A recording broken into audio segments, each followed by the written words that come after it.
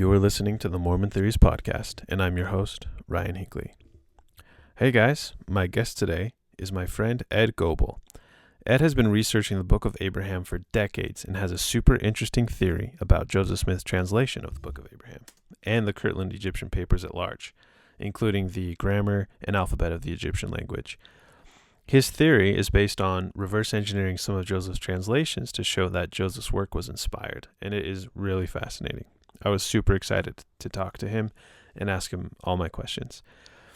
Later on in the podcast, Ed also shares with us some of his theory on Book of Mormon geography and the history of mankind. Really cool stuff. He actually has a really interesting history in the Book of Mormon geography space, and I think you'd be interested to know that.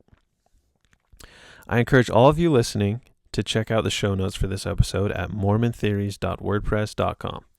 I've got links to some of Ed's extensive writings and research there, and I hope that you take a look at those. Really cool stuff. A few days before we recorded the interview, I got sick. And so during the interview, I was recovering a bit from that sickness, and so I cough a little bit. I muted myself probably 100 times to cough, and I sound a little tired, so I'm sorry about that, but that's why. So please, if you can get past that, I hope you enjoy the show. Please know that the views of my guests on the podcast do not necessarily reflect my own beliefs or the official doctrine of any denomination, including the Church of Jesus Christ of Latter-day Saints. And with that, enjoy the show. At the start of the podcast, I ask Ed to introduce himself, and so he does, and then we jump right in. Thanks for listening, guys. My name is Ed Goble. I'm late in my late 40s. I've been, a temple worker now, going on and off because the temple's been shut down and so forth. But since about 2008, and I've just been researching things on different subjects for a real long time. Book of Abraham, I've been researching it for, a couple of decades now, but really seriously for about, it's going on, since 2008. So what is that now? 14 years? 15 almost. years, whatever. Yeah. I started out trying to, kind of internalize a lot of the stuff that Hugh Nibley came out with and a lot of the other apologists, and tried to get all of that like really solid in my mind. And, I was trying to be an apologist early on. I don't know. There hasn't always really been a good relationship between me and FAIR for whatever reason. FAIR is the foundation Foundation for Apologetic Information and Research. They just kind of have their own ideas about how things should be done, and I never fit into that box. Mm-hmm. So to call myself an apologist, maybe I could fit into that, maybe I don't know. I mean, one reason that I don't fit into it, I think, is because I really want to know the truth instead of just settling, for something that sounds good and something that's the most popular thing that different scholars have decided how it is and so forth in their establishment, So that's kind of the quick background of me. Professionally, I'm a software engineer, so I've always kind of been into science-related subjects. I like paleontology and geology, archaeology, a lot of different ologies that I follow, kind of as a different things as, kind of hobby interests. So I think that a lot of the things that I've studied kind of have in a way, have kind of created a well-rounded way of dealing with things the way I deal with them. Yeah. And so, most apologists, they try to kind of preserve faith. That's kind of what they're about. I want to preserve faith in people, but it doesn't make sense to me to try to do it with lies. Mm-hmm. So that's probably the difference between me and a lot of apologists. So I'm trying to get to the core of what's really true. I don't see that they're trying to get the core of what's really true. They're just trying to throw whatever against the wall to see what sticks, and they'll try to popularize that, whatever that is, or whatever their favorite theories are. Gotcha. Okay. So what are your ideas on the Book of Abraham? Well, this requires a bit of background, I think.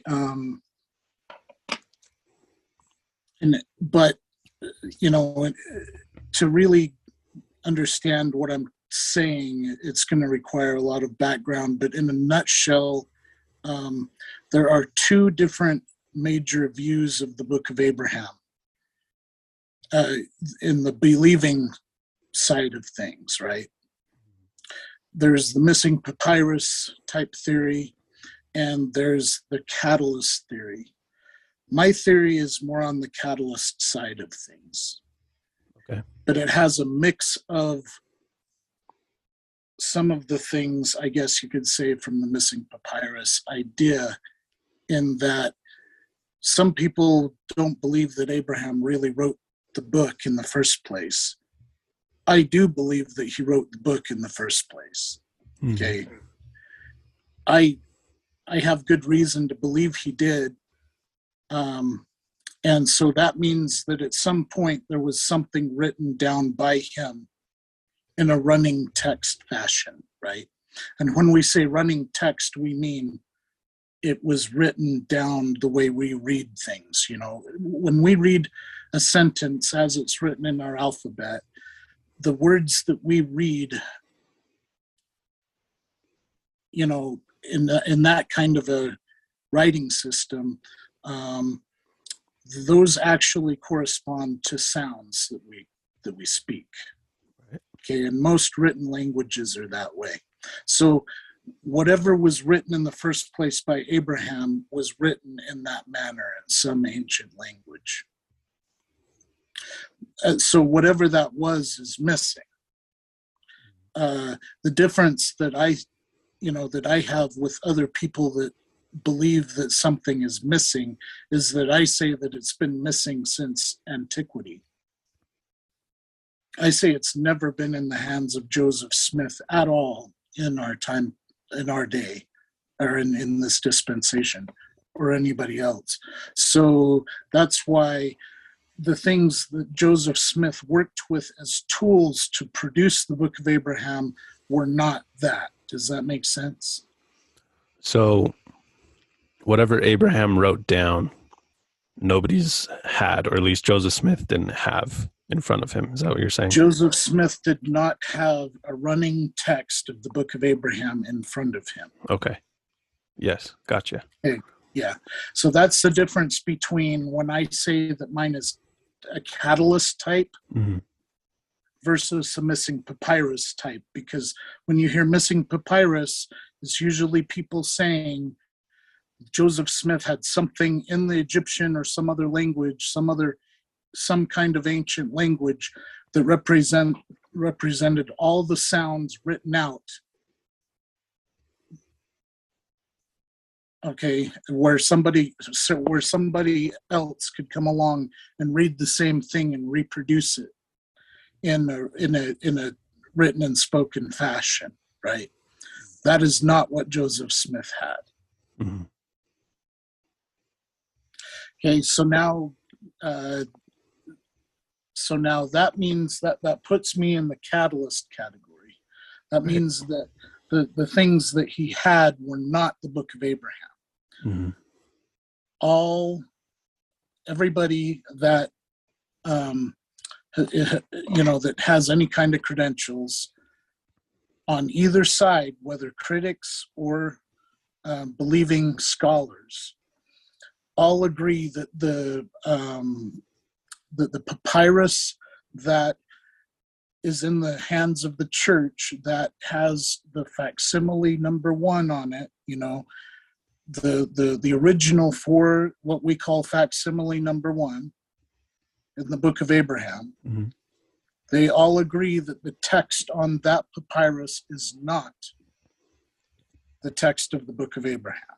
Right. Okay.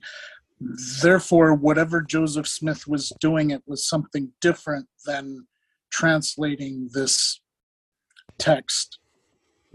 Hugh Nibley translated the text. Robert Rittner translated the text. And I could mention any number of other scholars who have translated that text. It all comes out to be what's called the breathing permit of Hor. Okay, breathing permit meaning that it's kind of like permit in the same sense that when we have recommend, we get into the temple. Breathing in the Egyptian, what it really means is something along the same lines as when you're resurrected, you get to enter the realm of the gods. Okay, so in English, a better translation of it might be fellowship. You get to be in their presence. You get to live the kind of life that they live. So you're in the fellowship with the gods, or you have exaltation. That's what it really means, is it's the tool that's kind of getting you your exaltation, so to speak. Okay. And so the text, as Hugh Nibley produced it, and others, Hugh Nibley identified it as a version of the ancient endowment. Oh, okay. Okay. Now that said, and it's not the source, it's not the text of the Book of Abraham. Going back to now the Egyptian language and focusing in on the facsimiles as we know them, not the text of the Book of Abraham, the facsimiles. We're going to focus on that for a minute. Okay. Okay. The facsimiles are pictures. Right. Pure pictures. Okay. Mm-hmm. Those pictures have translations. There's 2 types of translations of those pictures. One are Egyptological identifications, the way Egyptologists identify the mythological and cultural background of the pictures, of what's in those pictures. That's one. Okay. The second one is the text that Joseph Smith produced in the explanations that go along with those pictures. Does that make sense? Yes. Okay. Now, those pictures don't have any text in them. Well, I mean, there's some text associated with them, but just, bear with me when I say focusing in on just the pictures of the facsimiles and laying aside for a minute that there's a little bit of text in some of them. Okay. We're just going to say at this point that those pictures are not text, yet they have explanations. So on the actual papyrus, there were explanations for the pictures? Not in the papyrus that we have. Mm-hmm. I'm saying that the explanations that Joseph Smith produced, there is no Egyptian extant version of that text. Oh, okay. So Sorry, so they can't really disprove his explanations because there's not really anything indicating what they should be. Well, uh, they are not translations in the sense of something that we can look at and say, here's the text that Joseph Smith derived this text in English from. Oh, okay. Okay. Okay. Okay. However, now we get to the part where the apologists, they'll accept all of the text that Joseph Smith produced, regardless of the fact that there is no Egyptian original for that text. Okay, but the apologists, they recognize that Joseph Smith correctly translated, in air quotes, right? Correctly translated those pictures. Mm. Why? Well, there's the side of things where, you can say, well, I believe that Joseph Smith translated them correctly and the Spirit told me so. Okay, well, all of us have that have testimonies, right? Okay, but if you get down into the nitty gritty, why did Hugh Nibley and these other guys that did this, why did they say that they're correct translations? I told you that there were two ways that these pictures are translated. One was the Egyptological identifications of the pictures, and the second one was the Joseph Smith's explanations. Okay, those two match in special ways.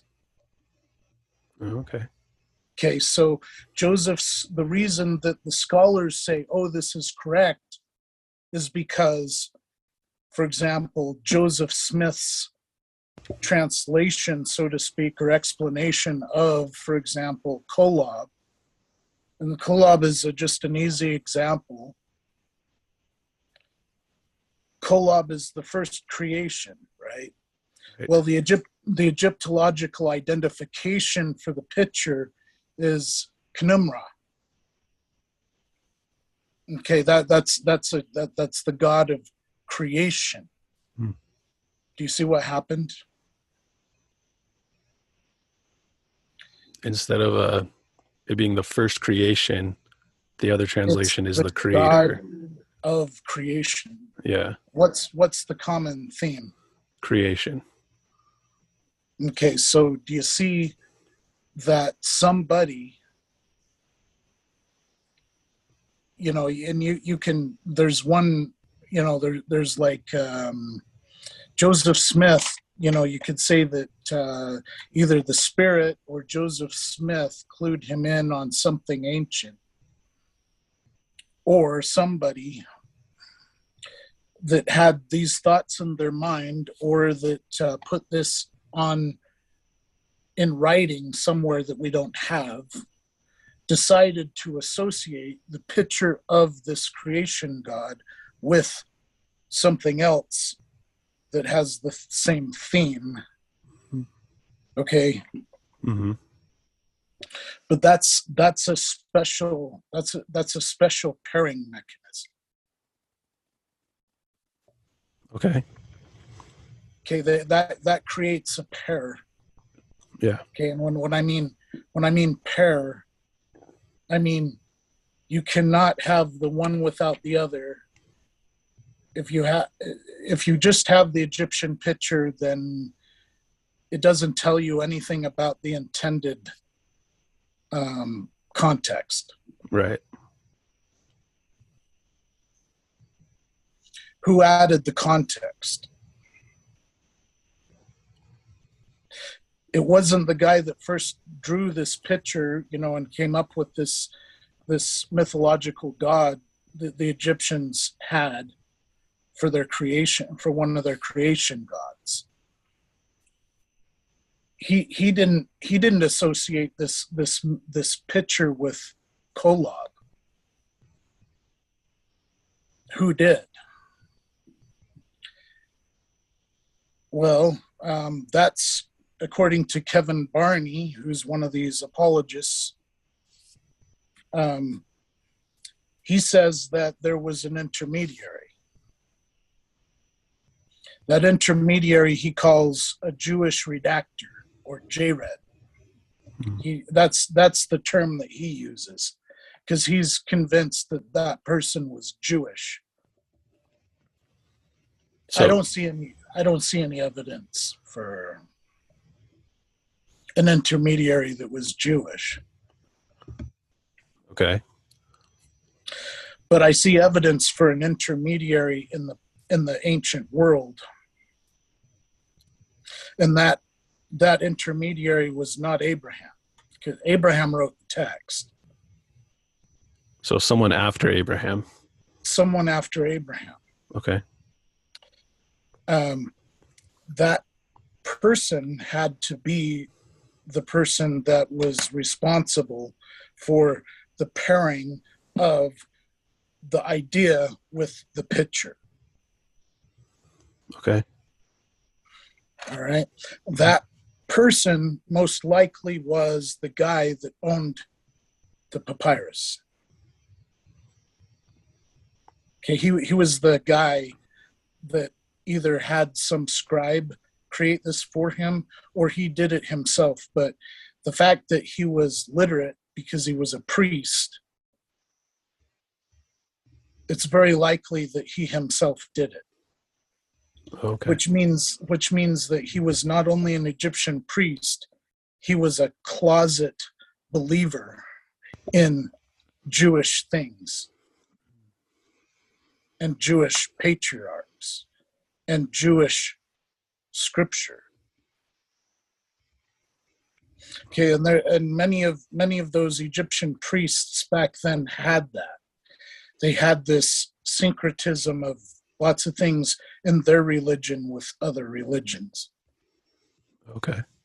Okay, so it's not surprising because they had access not only to the temple libraries of, for example, Thebes, where the papyrus that we have was taken from, because there was a temple library there, and that would have been full of religious documents. But we're talking about the Ptolemaic era. Okay, that means that it's the time period after Alexander the Great. It's between Alexander the Great and the kind of the time period of Jesus and the time period of the Romans, the Greco-Roman era or the Ptolemaic era. Okay, and what was the library in Egypt that had everything? It was the Library of Alexandria. Okay. And it's called the Library of Alexandria because the Library of Alexandria was in Alexandria, named after Alexander the Great. Okay. And it was a library that had all the documents that they could get their hands on from the ancient world. Okay. Okay, so these guys had widespread knowledge of many languages. Okay, and so the widespread knowledge was available not only to them in Alexandria, but many of those books were obviously copied and spread out to these other temple libraries. So they not only had their hands on the Book of Abraham, but any number of other Jewish things, any other number of Jewish scripture. Yeah. Okay, so that's how this guy got his hands on the Book of Abraham. Okay. Was from these temple libraries because he's a priest. Right. Okay, then it's not too much different from what we, how we idolize people in our day, how these guys thought of some of these ancient patriarchs and stuff like that. we idolize superheroes. Some of us wear Superman shirts and so forth with the big S on it. We identify ourselves with our heroes, so to speak, right? Yeah. Okay, so here's a guy that had a religious religious interest with Jewish literature and Jewish patriarchs, and he identified himself with Abraham. Gotcha. But it does, Okay. it doesn't mean that he was Jewish himself, but he was this Egyptian that was fascinated by the Jewish religion or beliefs. He was either fascinated or he was a believer in it. And he didn't have to be a believer. He didn't have to be a Jew to be a believer in it. Right. He could be one of these syncretists that mix religions. Gotcha. And so he could have brought the Book of Abraham into, or the story of Abraham and so forth, into his own homebrew religion. Right. Okay. But he not only associated himself with Abraham, he associated a specific Egyptian god with Abraham as a symbol for Abraham. Okay. And the specific Egyptian god was Osiris, the god of the dead, or the resurrecting god. Yeah. Okay, because the figure in the facsimiles is Osiris, the guy sitting on the lion couch, lying down on the lion couch, Mm-hmm. That's Osiris. The guy in facsimile 3 sitting in the throne, identified as Abraham, that's Osiris. Mm-hmm. Okay. So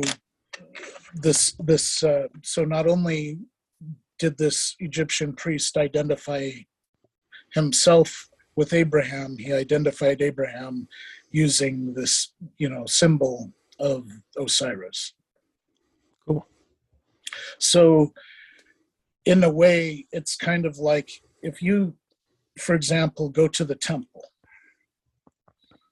for a certain period of time, you're identifying yourself as two individuals besides yourself.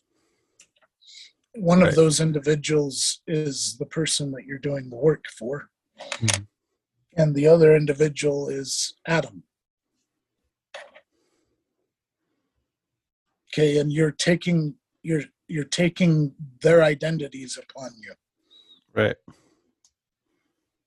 Okay, so it's not surprising that that this person was taking Abraham's identity upon himself and also imposing that identity on the hieroglyph of Osiris. Okay, but there's a lot of connections between Abraham and Osiris, and Hugh Nibley makes a case of the associations between Osiris and Isis, who are these Egyptian gods, and the patriarch Abraham and his wife Sarah. Okay, so that is to us, we recognize that as proxy. Yeah. As becoming someone by proxy.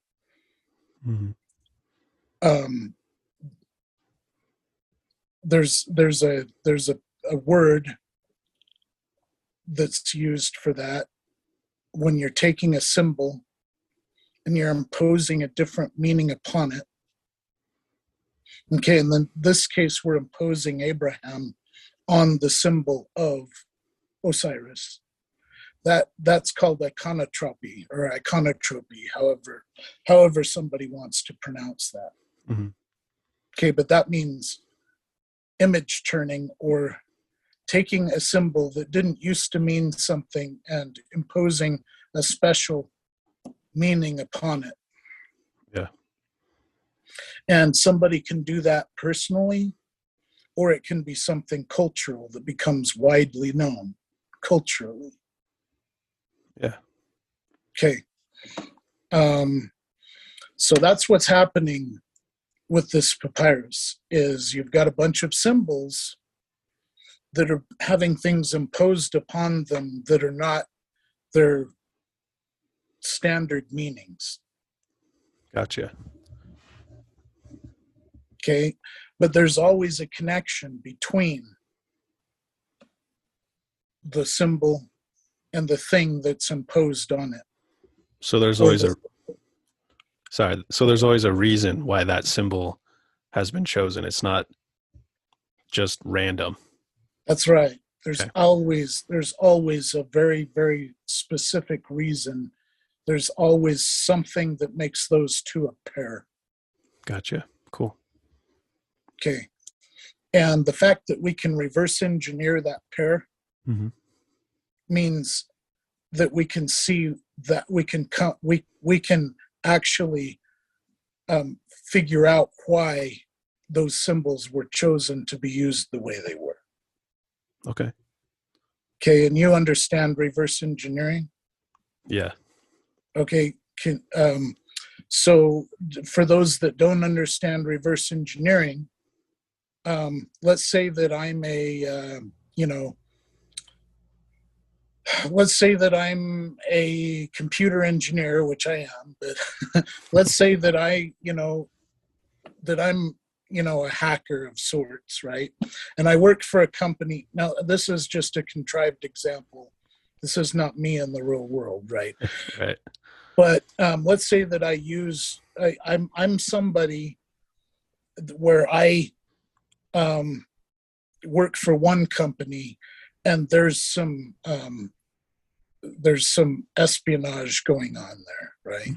Mm-hmm. And so there's another company that's their competitor, and that other company puts out a product, right? And so in order to understand that product, they did not, I mean countries do this too, right? When they get hardware Mm-hmm. from other countries, right? So I'm going to reverse engineer the hardware or the software of that other company to figure out what makes that tick. Yeah. Okay. So when I figure that out, I don't have a manual. I have to go through and I have to do everything that I have to do, in a systematic way, systematically to figure out what is the underlying system or the underlying facts. What are the underlying facts? Why that is the way it is. Right. This is what Hugh Nibley did.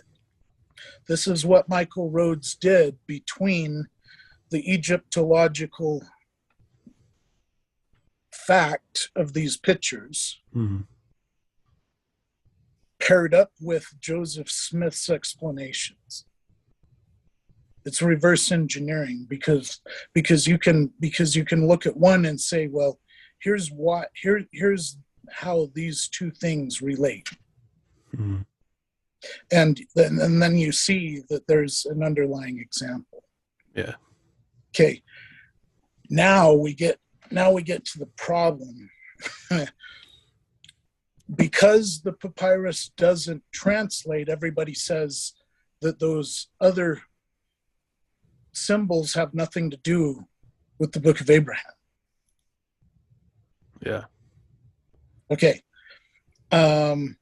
Those other symbols are a written language. They go in order, the way an ancient Egyptian would read text.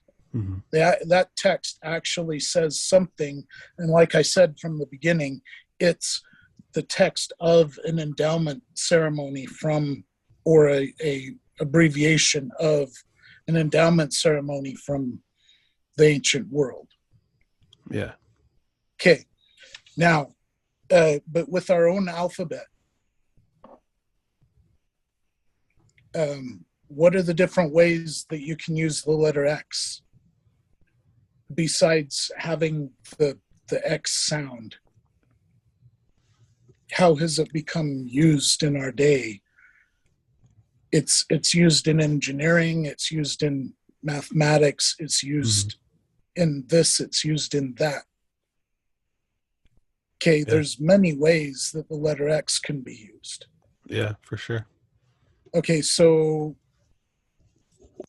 there's this notebook that the church recently published along with these other loose papers that have related content. Okay, those papers were published by the church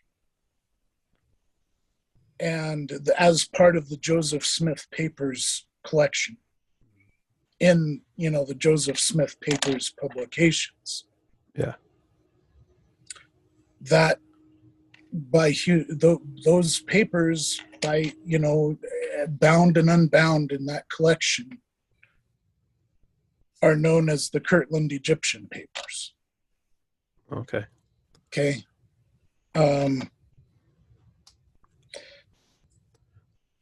They were published by the church and by those scholars as the papers of Joseph Smith. Right. Why did they do that? Because they were found in his things? They were the papers of Joseph Smith. Yeah. Okay. Those papers were produced under the authority and keys and direction of none other than Joseph Smith. What did Hugh Nibley say about that? Oh, no. That wasn't Joseph Smith. That was his scribes that were responsible for the Kirtland Egyptian Papers. Okay, Hugh Nibley invented that tactic. That tactic continues to be used throughout the church by all the apologists. Why do they do that? What was the reason that they wanted to do that? It's because the Whore breathing permit text, the symbols from the Whore breathing permit text are used in the Kirtland Egyptian Papers as symbols that are assigned meanings the same way the pictures in the facsimiles are assigned meanings. Okay. Now, if you're a critic of the church, what's your first reaction? That Joseph Smith was faking it. That Joseph Smith was faking it because he didn't know how to transmit or translate the breathing permit of whore. Yeah. Okay, but what did we just find out about the picture of Knimrah? There's a theme.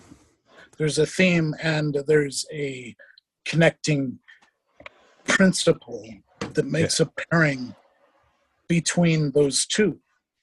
Right. Okay, so now starting out with the first symbol that happened to be in the breathing permit text, that was lifted from the breathing permit text and put in the Kirtland Egyptian Papers. That first symbol was the reed, the papyrus reed symbol. Yeah. Okay, it's also the Egyptian letter I. Okay. Did Joseph Smith translate it as having an I sound, or translate it as the Egyptian letter I, or said anything about that this is a picture of a reed? What did he say about it? He said it was the um, land of the Chaldees. Mhm. And that's one of the first pairings between the Book of Abraham text and one of the whore breathing permit symbols. Yeah. What do you do with that? Well, first of all, we notice that our own alphabet, the letter A, what's it a picture of? It's a Not a bull. pit. Okay, but that's correct. But to get there, you have to go through Yeah. some analysis, right? Right. Yeah. But in the Latin alphabet, which we use, it's not a bull. It's just an A. Mhm. Okay, but it's a stylized picture of a bull, Mhm. of the head of a bull. You're right, because that was the original intent of the Aleph picture, right? Yeah. Right. And it was an Egyptian hieroglyph that the Proto-Sinaitic picture of a bull was taken from. It was originally a picture of a bull. Mhm. Now, the Egyptian picture of a reed is a picture.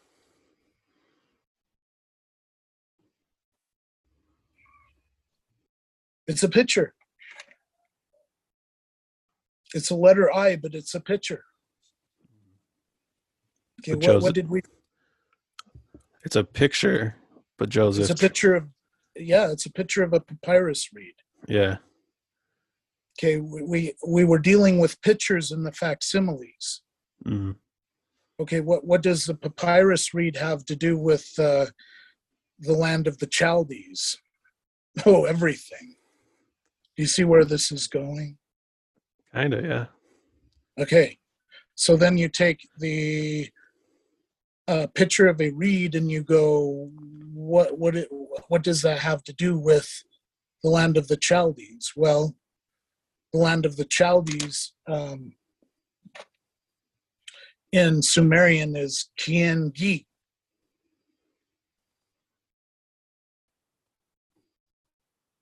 land of reeds. Mhm. Very cool.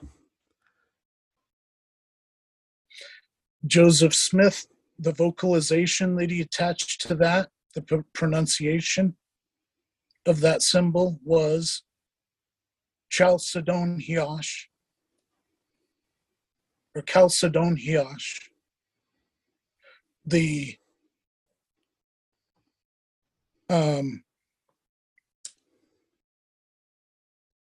Kassite pronunciation of that. The Kassites were the Chaldees.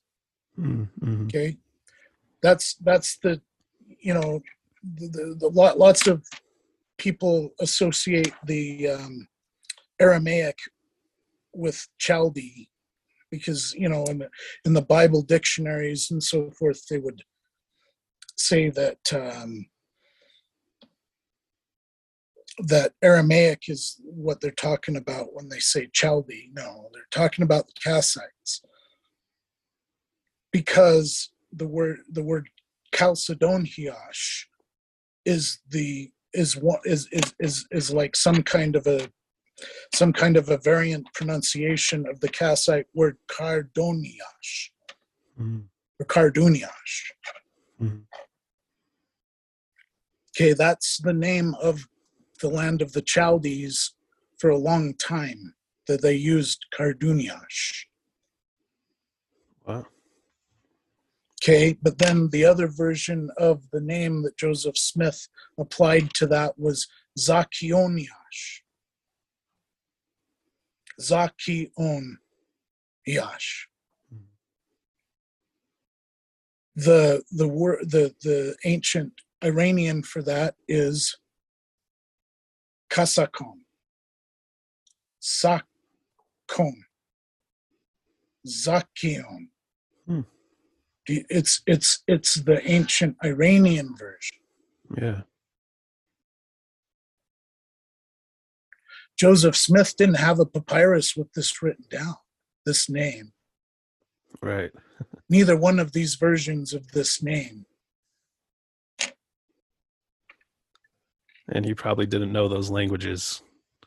Right, but everything. Yeah, Kassite, the closest language that we know of to Kassite is Hurrian. We don't even have much vocabulary from the Kassite language. And so there's these sprinklings of the words that we do know of from Kassite in the Kirtland Egyptian Papers. And here's these other apologists blaming the Kirtland Egyptian Papers on W.W. Phelps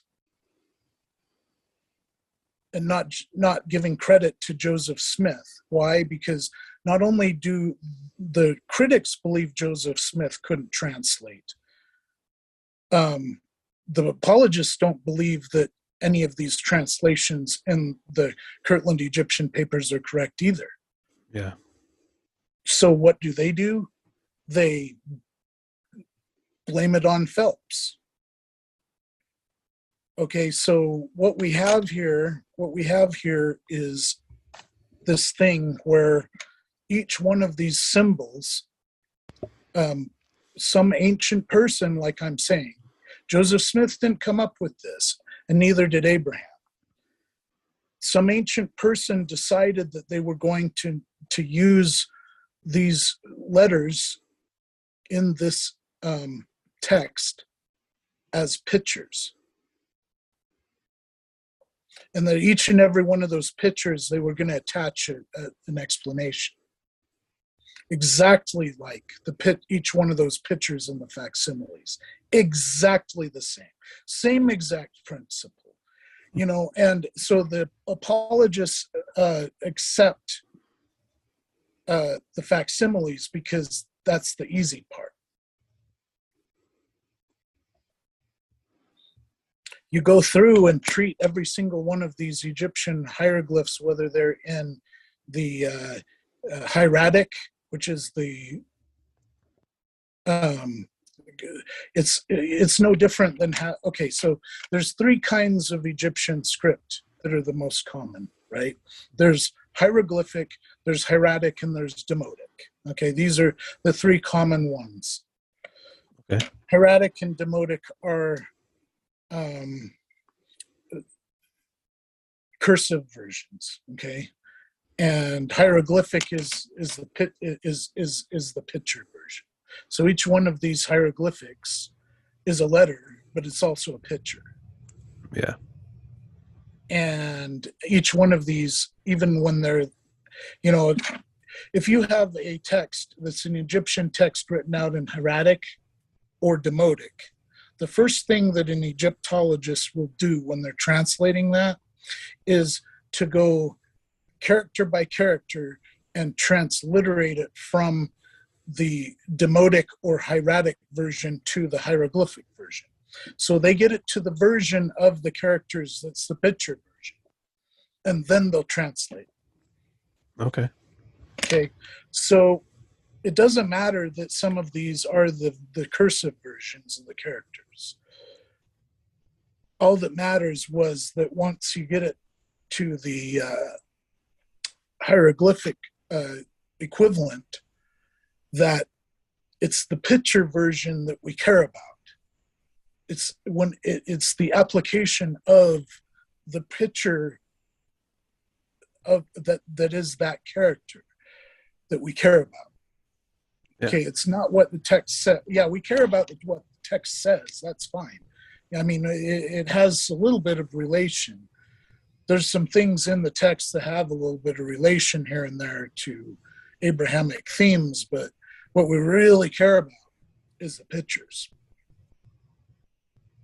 So what you have is you have a bunch of pictures that that were used as symbols to symbolize different themes and things, so forth and so on, that tie between the picture and the explanation, exactly like the facsimiles.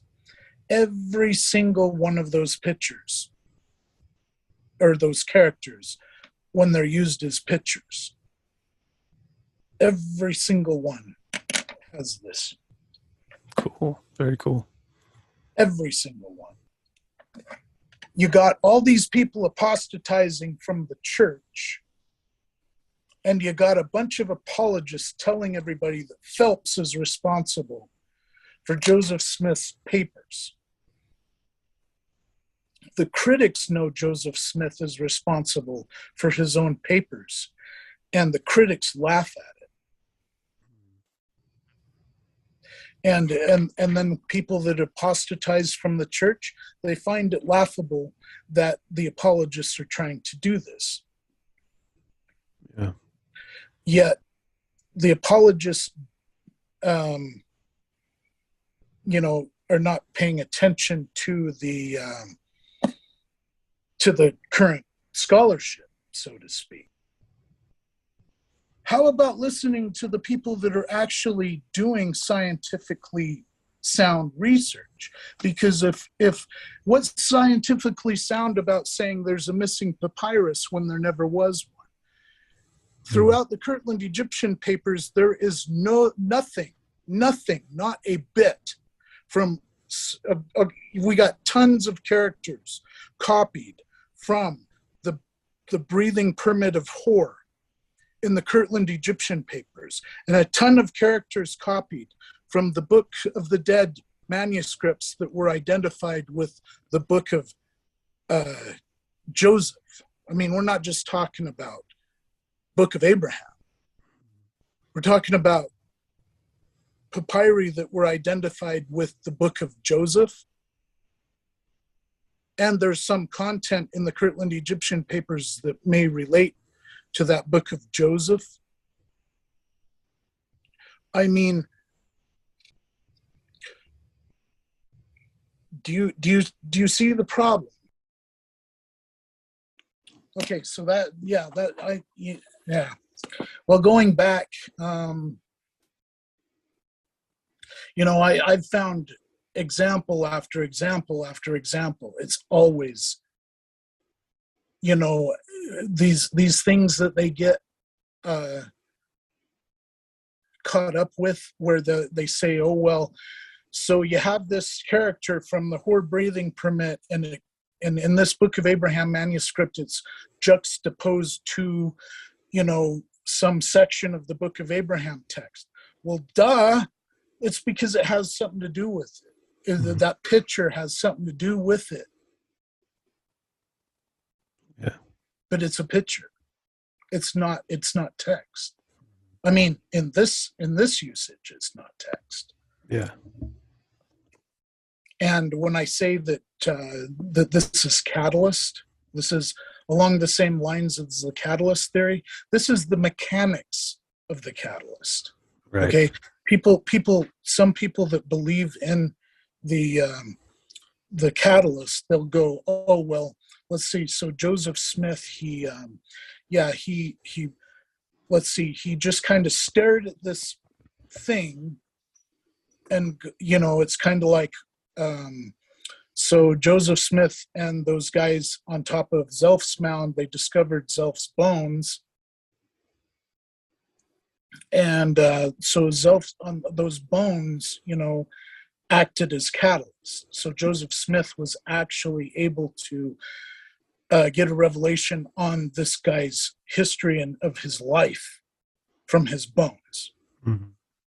Okay, these guys think that just by having a papyrus in their minds that had nothing to do with the Book of Abraham, that Joseph Smith was just able to kind of, divine from this thing that has nothing to do with it, the text of the Book of Abraham. Yeah. Well, it doesn't work that way, because there was an ancient connection, and that ancient connection was the way that Hor, the priest, used these symbols as pictures for illustrations for the Book of Abraham text. I mean, we're not talking just about the illustrations that are in the facsimiles. We're talking about other pictures throughout the papyrus that were used as pictures to illustrate the Book of Abraham text, because they were employed that way. Yeah.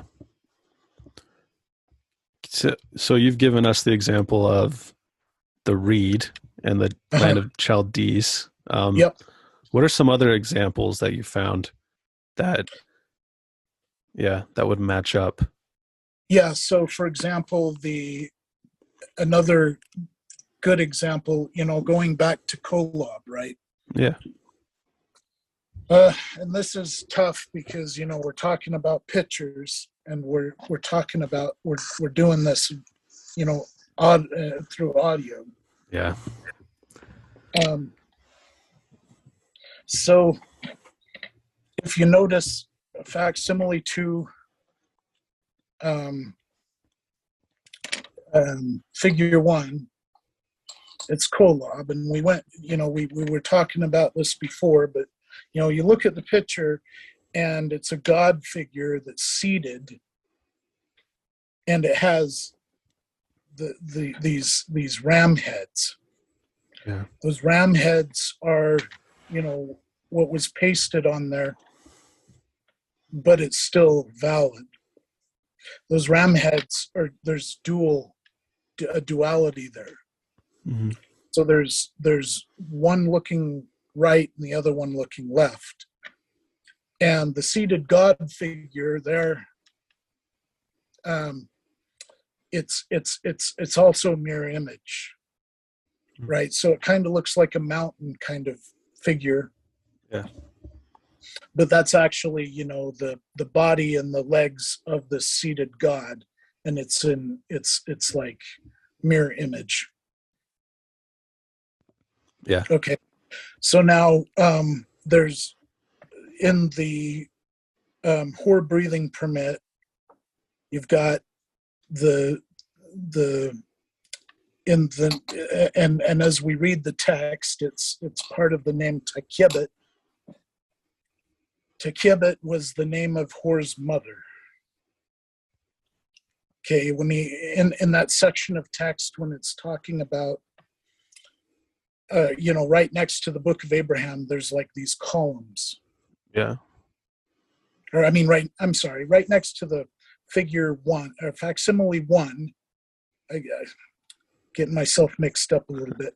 Facsimile 1 in the whore breathing permit, the version of it that's in the whore breathing permit, we have these columns of characters.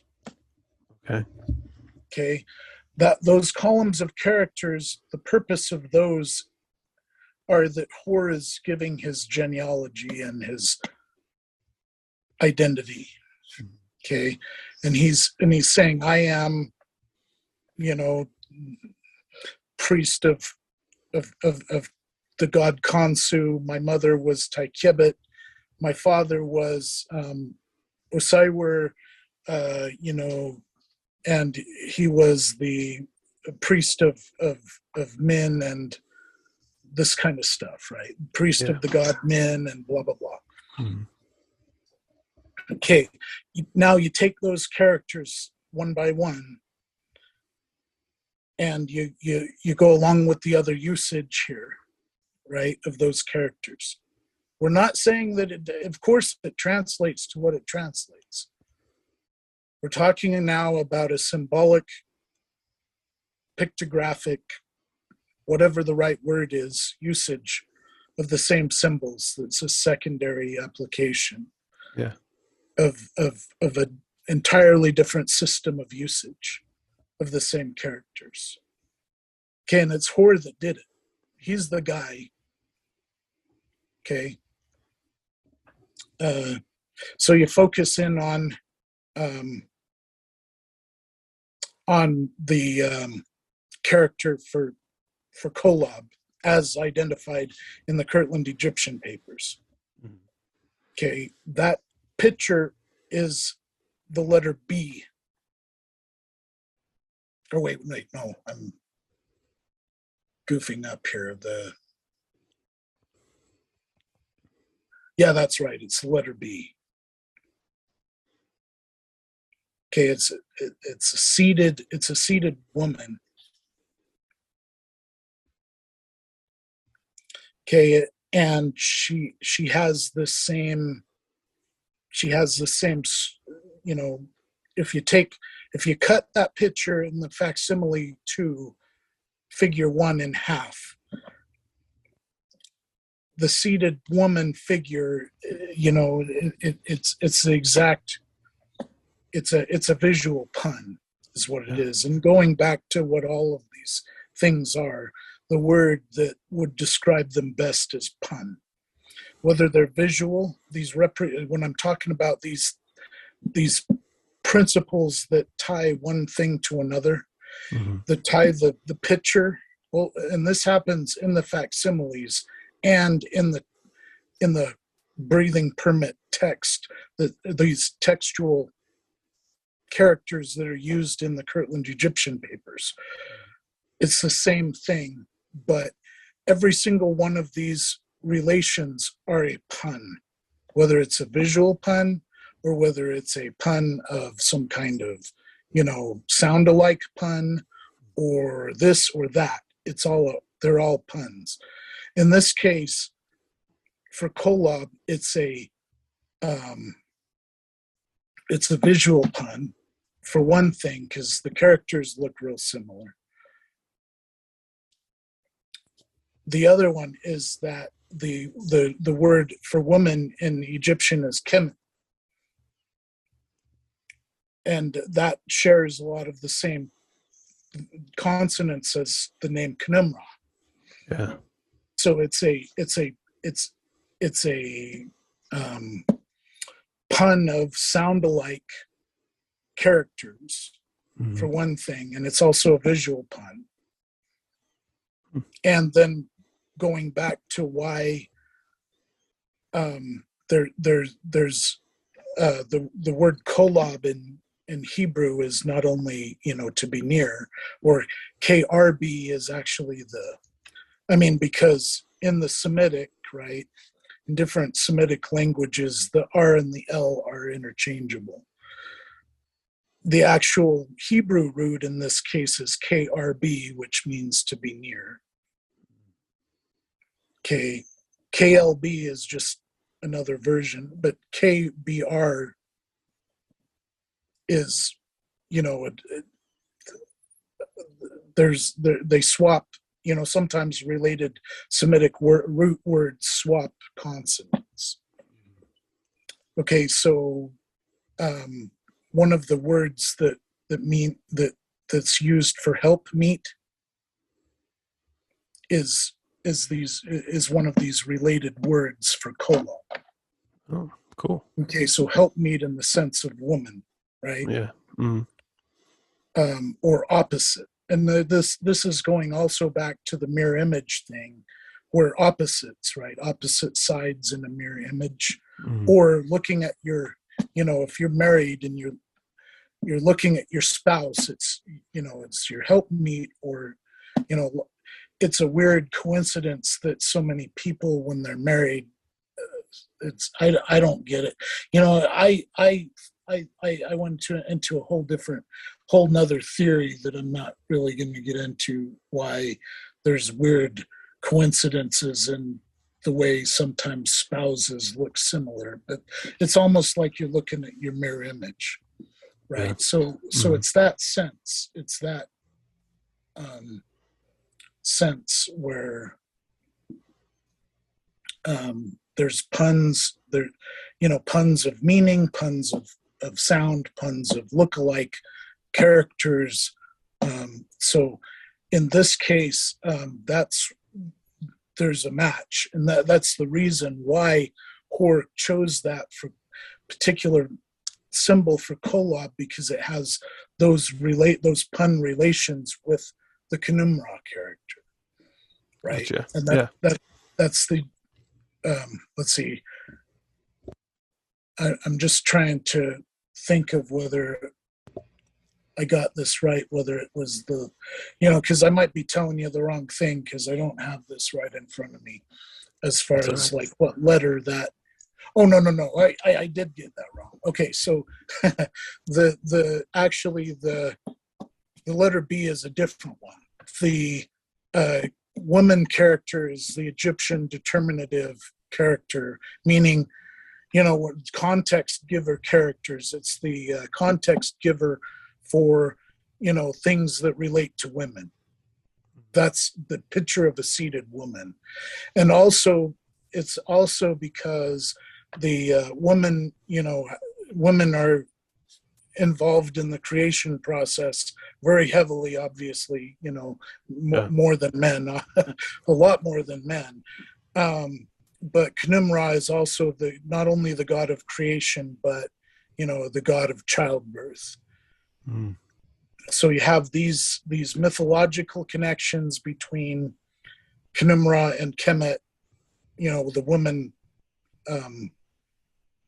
hieroglyph and so forth and so on. It just gets deeper and deeper as you dig for this, like I say, this principle of reverse engineering.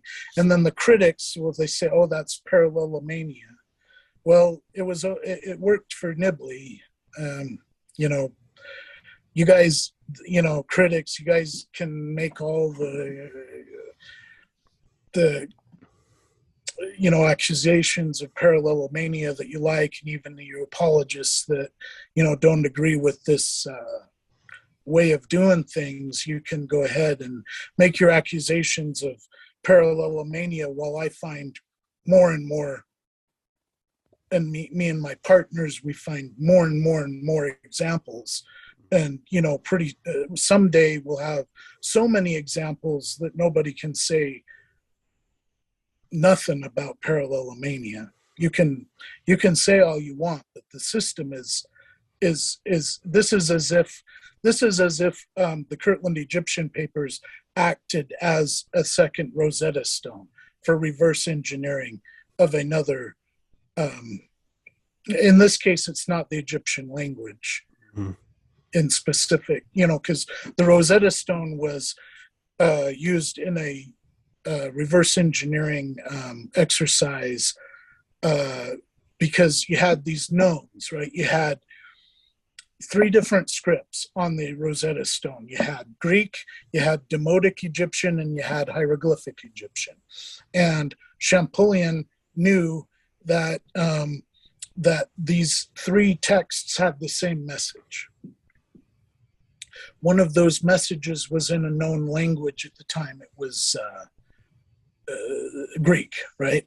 And so he knew that there were certain things in that message where there were names of people, and then so he was able to reverse engineer things going off of cartouches and so forth, the Egyptian versions of those names in hieroglyphic, and then you just keep working, reverse engineering things from there once you have, so I mean, this is exactly the same. In this case, this is reverse engineering of the system that Hoare used of a symbology. This is not text. Right. This is symbology of a pictographic system that was secondary to the Egyptian running text. This is the reverse engineering of the pictographic system that Hoare used to use his own symbols of his own breathing permit to go along with the Book of Abraham for illustrations. This is what this is. Mm-hmm. And so the Kirtland Egyptian Papers work as a reverse engineering key, the same way the Rosetta Stone, was used. Except now our knowns are the Egyptian language. We know the Egyptian identifications of these symbols. We know the way Joseph Smith explained their pictographic usage in the Kirtland Egyptian Papers, and all we have to do is compare all we have to do is compare the two data sets, just like Hugh Nibley did, just like Michael Rhodes did with the facsimiles and the explanations. No difference whatsoever. And if it's good enough for Hugh Nibley, it's good enough for me. If the system is the same, and the apologists deny, the apologists, like one of the the editor that was working with me for some of my papers. I compiled my papers into a book now, but one of the editors that was working with my papers was Jeff Lindsay, Okay. assistant editor of Interpreter. Right, he's sitting there working with me for months and months and months on some, and he's looking at some of these pairings from the Kirtland Egyptian Papers, and he's going, "Oh, this is remarkable stuff." And then I bring, the ancient alphabet stuff into it, saying, "Okay, this is, Joseph Smith's Egyptian alphabet. That's what he called it. Why did he call it that? Oh, because these are Egyptian alphabetic characters." I mean, the same as our alphabet. So why not?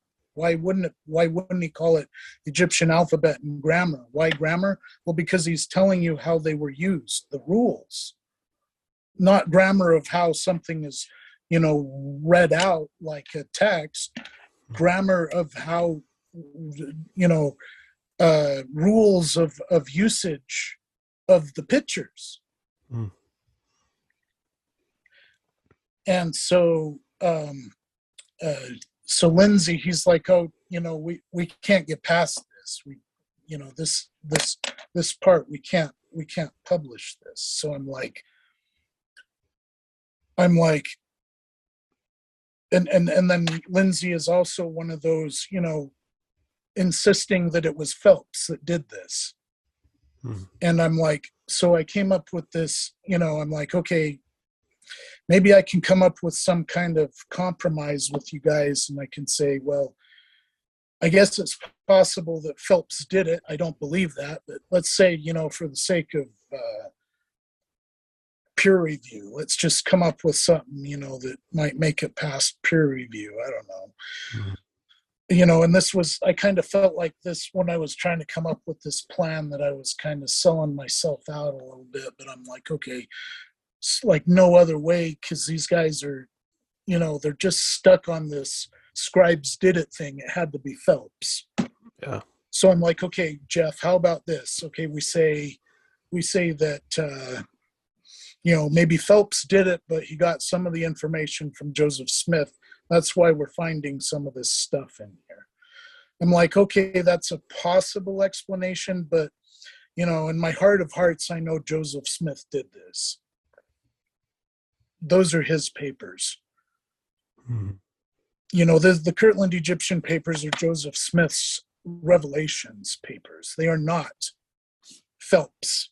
I mean, Phelps was the clerk. Phelps and Cowdery and some of these other people that were the clerks. I mean, or do we say that Joseph Smith, or do we say that Cowdery was the author of the Book of Mormon? No. Or the translator of the Book of Mormon? Because he happened to be do you see the absurdity here? Yeah. And, they do it so that they can distance Joseph Smith from this stuff, only because they refuse to look at the current, we're supposed to look at current research. They refuse to look at the, and then they refuse to publish the research. Well, I had an opportunity to get this published as a book, and then I'm like, I put this book out, because there was a statement that kind of resonated with me, because I made an offer to Jeff Lindsay. I'm like, how about I write my stuff and then you write your rebuttals to my stuff, and I write my rebuttals to your stuff, and we publish it as a book. He's like, no, I don't have the bandwidth for that. So I put it together in my own book now, but the point that he made was, he says, if the book is in print, it will fade, meaning, there's going to come a time when the book is going to be out of print. It may not sell much, maybe people won't really be that interested in it, because there's this little segment of the church that's interested in it, a little tiny segment. And the apologists are not interested, because they're blind as far as I'm concerned. But because here it is, it's just staring at them in the face, and they're letting all these people perish in unbelief. They would rather lie about Joseph Smith not being responsible for the Kirtland Egyptian Papers, and they would rather put Phelps as being the person responsible. That's irresponsible. That's not acceptable. That is not scholarly. That's not scientific. That's a lie, and people are leaving the church over it. I'm coming out and I'm going to say this, what I'm saying, in interviews like this, and I'm going to present it at Sunstone, and I'm going to leave my stuff out on academia.edu and on my Google Drive, because I think that over time people will have access that way. Mm-hmm. And and people, and let the chips fall where they may. Mm-hmm. I just want to say it's sad that they won't just publish your stuff. I mean, they don't even. They can publish it with their own rebuttals. All that matters would be that they publish it. That's all that matters. Even if they said, like, this isn't necessarily what we believe at our publication, but here's an idea. Like, I wish that. Well, not even that, because see, about the peer review and interpreter, mm-hmm. It's all about what they agree with. Yeah. It's not about whether the evidence can be argued. It's mm-hmm. not about it's not about how how well the evidence is documented. It's all about whether they agree. Right. It's all about them. It's all about whether they agree with it, and it's whether it goes along with their apologetic preference. You mentioned that you were going to speak at Sunstone. Do you have a date? Do you have a date for that yet? Whatever date Sunstone is in 2022, this material is going to be presented at Sunstone. Awesome. We're not just talking. Okay, let's give an example of Nahum, right, in the Book of Mormon. Mm-hmm. That's one.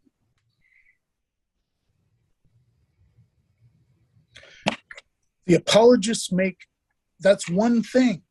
The apologists make the biggest deal out of that, and parade it around as if it's the biggest thing since sliced bread for the last 30 years or so, that however long it's been, I don't know now. Yeah. That Nahum has been a thing.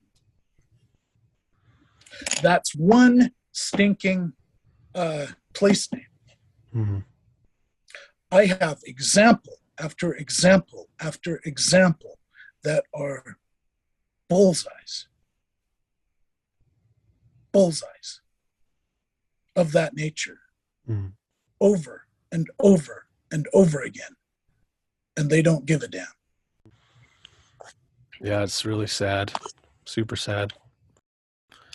I have a question. You mentioned earlier on, you mentioned that there were some things in the Kirtland Egyptian Papers that had to do with the Book of Joseph, and we don't know very much about that book. At least I don't. So, what could you tell us about the Book of Joseph? I don't know much about it, except that these symbols that are derived from the Book of Breathing, or not. I mean, okay, let's go back for a second. We got the Book of Breathings, or otherwise known as the Sen or the Breathing Permit of Hor. Okay. Then we have the Egyptian Book of the Dead, which is the Book of Going Forth by Day. They both are very temple-related books from ancient Egypt, right? And the way they employed the symbology, at least the Abrahamic symbology, when they decided to employ that stuff, either they or he, I mean, the one that I assume at this point is Hor, because he's the one that did his own book, okay, as far as I'm concerned. Whoever was responsible for the Book of the Dead copies, the same type of symbology is used in those, and there's actually this name spelled out. And I mean, it's in this case, it's not just like it's not just like a symbol, where it's a picture. This is a picture, but it also, the name is spelled out in the Book of the Dead. Okay, and that name is Katu Min.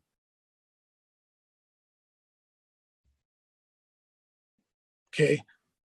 And Joseph Smith took the symbol that is the first symbol of the name Katu Min, which is the cobra. Okay. It's the Yaret, or the uraeus, the crown, the snake on the crown. Okay, it refers to the queen. Mm-hmm. And one of the Egyptian pronunciations of Yaret is cat. It's the first part of the name Katumin, and Joseph Smith pronounced it Katumin. And the symbols that he lifted from the Kirtland, that are found in the Kirtland Egyptian Papers, that are lifted from the Book of the Dead, spell out the name Katu Min. Wow. My partner, my cousin, Vincent Kuhn, he noticed that the name is actually spelled out. But it's not spelled out in such a way that, going by the text, that you would, just read it like that. Mm-hmm. Nevertheless, it's spelled out. Yeah, that's cool. And so there's all this information in the Kirtland Egyptian Papers about Katumin, mm-hmm. and her father Oneita. And Oneita, I don't know how that relates precisely to the Book of Joseph. I don't know. But, this is talking about a crown. And, the Kirtland Egyptian Papers refer to the crown of the princess, Katumen. And it's a symbol of the crown. It's the uraeus, the Yaret, the cat. Well, that's cool. Very cool. So yeah, there's some kind of, I don't know, but it's specifically in the valuable discovery section of the Kirtland Egyptian Papers that has this stuff lifted from the Book of the Dead text. Mm. And it's the part of the text that Oliver Cowdery associated with the Book of Joseph. Don't know. Okay. Don't know why yet. Yeah. Very interesting. Okay. So, my theory is an explanation for evidence. Mm-hmm. It is not, it's driven by evidence. It's right. Not an explanation that I came up with first and then decided that this was my theory and that I was going to prove that this is how it is. Right. This is the evidence in the Kirtland Egyptian Papers that was reverse engineered from the evidence. And it's the evidence that shows this system over and over and over again. This is not, ignoring the fact that the Hor breathing permit says one thing and that the Kirtland Egyptian Papers say another. It's not that. It's the recognition that these things spell out one thing and that the symbols are used in just this other way as well. It's not a denial that one thing is one way and that trying to say that it's not that way and that it's because, okay, you're familiar with the book, maybe The Mormon Scientist by Henry J. Eyring, who's the brother of Henry B. Eyring.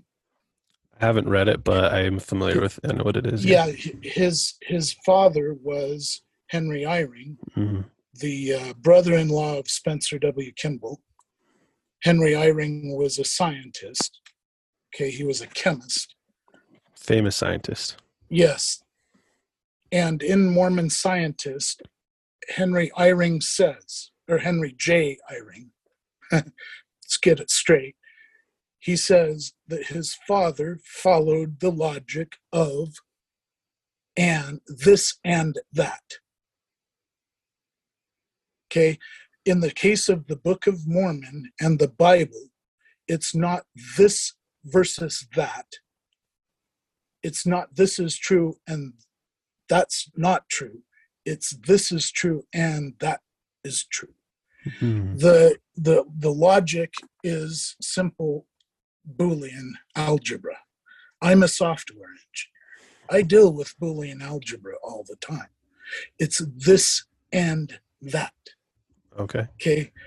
The reason that I believe on so many things the way I do is because I recognize that it's not a binary proposition in the sense that it's a or, right? It's not this or that. It's this and that. It's binary in a different way. Yeah. Okay. It's Boolean algebra, which is used with binary logic in computer programming. And so you say Book of Mormon and the Bible. When these two nations run together, those accounts from those two nations run together also. Mm. This and that. Okay, so this is not saying, oh, the Hor Papyrus doesn't say that. It doesn't say what Hugh Nibley and Rittner and all these other people translated. No, it's saying, yes, it does translate to that.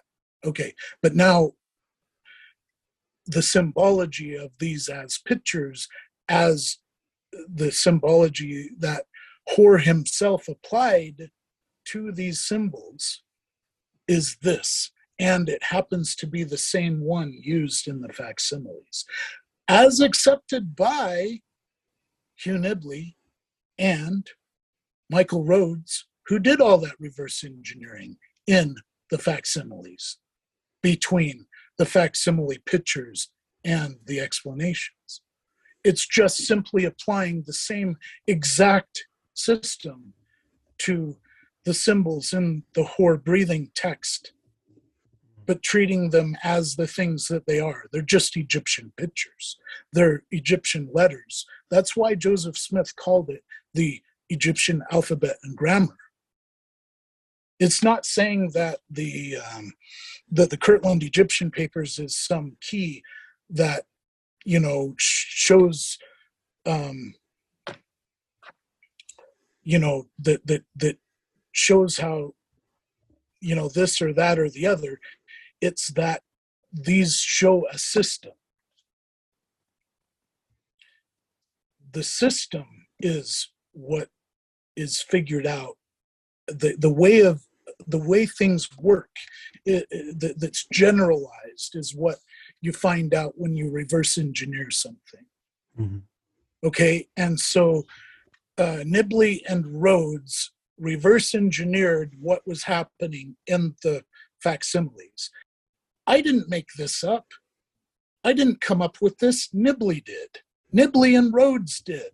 Mm-hmm. I extended the usage of their very same system to other Egyptian characters. That's all. This is not new. Yeah. There's nothing new here. This stuff, this reverse engineering, has been out for decades. It's just extending the same exact thing to the other Egyptian characters, Right, that are in question. yeah, And this isn't me going off in something saying that there's hidden crap in the Hor papyrus that's like, this is not me saying that there's some encoding mechanism that with hidden information, the way Joe Sampson said when he came out with his book, Written by the Finger of God. That's what his take on it was, that there was these hidden things that were all, using the stuff that the Kabbalists use, to divine stuff in the Hebrew text.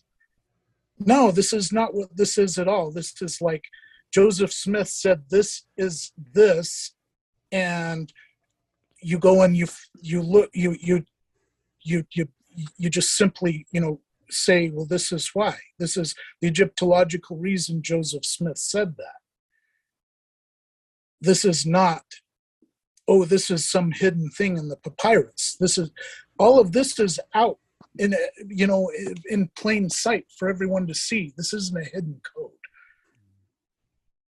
This is, if it was, the reason that it's not a hidden code is because Nibley was able to say, here's the Egyptian understanding of this symbol, and here's Joseph Smith's, and guess what? Here's how they match.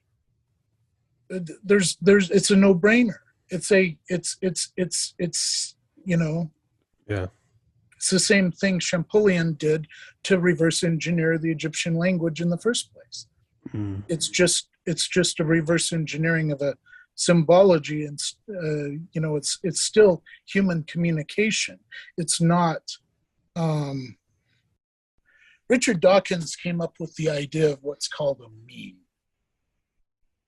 Okay, and his terminology is spread, in usage, to where it's become really popular, on the internet and so forth. But Richard Dawkins was the one that basically coined the idea of a meme.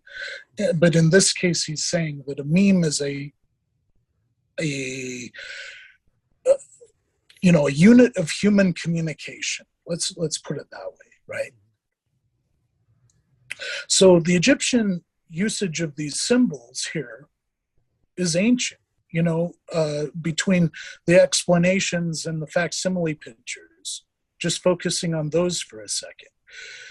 If you have a picture, and its usual general interpretation is, oh, that's Khnumra, god of creation. That's not a meme.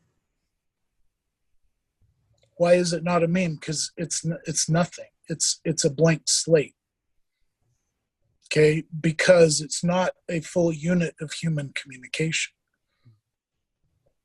The full unit of human communication is the pairing between the Egyptian symbol, the Egyptian identification of that symbol, and Joseph Smith's usage in his explanation.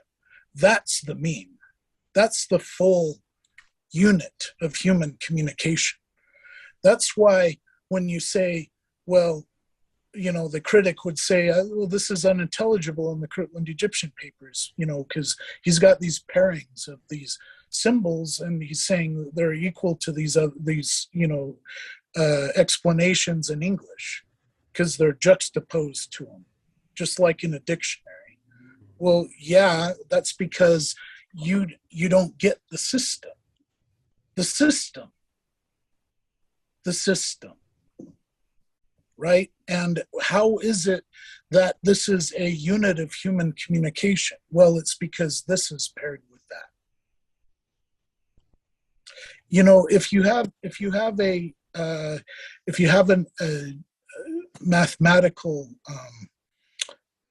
problem in your homework, right, in your algebra class, and you just have the letter X, doesn't tell you anything. You need the problem. Yeah. Okay, the problem is the mean. Okay, the human communication there is where you solve for X, and then finally at the end of the problem you have a pairing between X and the number that it represents. Yeah. But you got there by the problem. You engineered your way to the human understanding and the background of how X is equal to 2, for example. Okay, here we have a problem set up by Joseph Smith, and this here is a pairing between this symbol and this explanation in the Kirtland Egyptian Papers. Okay, so it's the same as this equals that, except it's not equals. It's this relates to that. A better way in mathematics is the squiggly equal sign. This is approximately equal to that. And it's not. It's because it's not equal. It's like another thing. For example, in ancient usage, we're used to the idea of when we have a symbol, we think that symbol means something, right? But in the sacrament, our symbols are not equal to Jesus Christ. They're not equal to his blood. They're not equal to his body either. Mm-hmm. They are pointers. They point to. They're not a reference. See, when you say you have a dictionary, right, and you say this is that, the dictionary entry is a pairing between this and that, and you're saying this is equal to that, just like in a math statement of X is equal to that, right? Yeah. That's a dictionary entry. The Kirtland Egyptian Papers entries are not like that. They're more like the approximation symbol, right? They're like bread is equal to, or bread is approximately equal to body, or water is approximately equal to blood. It's not an equal sign. It's a relation. Yeah. Okay, so you're saying Knumrah is a relation to Kolob. It's not equal to. Yeah.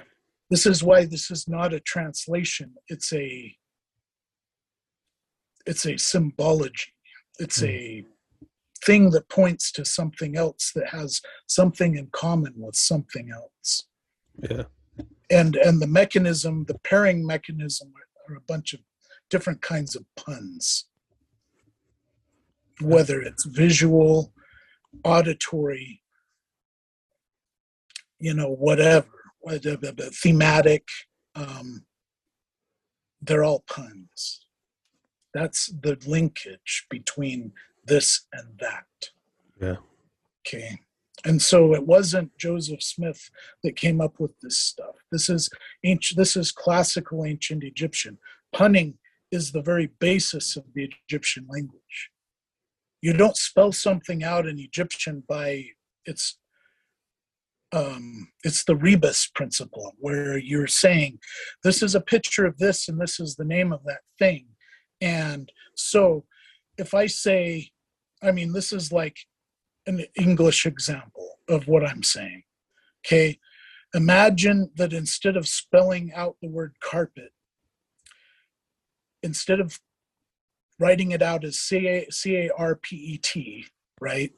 Let's say that you spell out the word carpet by using a picture of a car and a picture of a dog, carpet. Mm-hmm. Those are two puns. Okay, so there's nothing new about this. This is just Egyptians playing around with games of sounds and pictures. Okay, and this is the very basis of their language. Mm-hmm. That's why the absurd thing is that people can't see that the very basis of their language is the very basis of the Kirtland Egyptian Papers. Okay, so here's another thing that I'm talking about, right?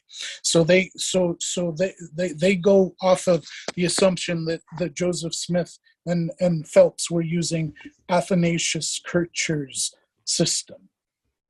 Okay, what was his system? His system was that he would see a picture of an Egyptian thing and he would just divine it.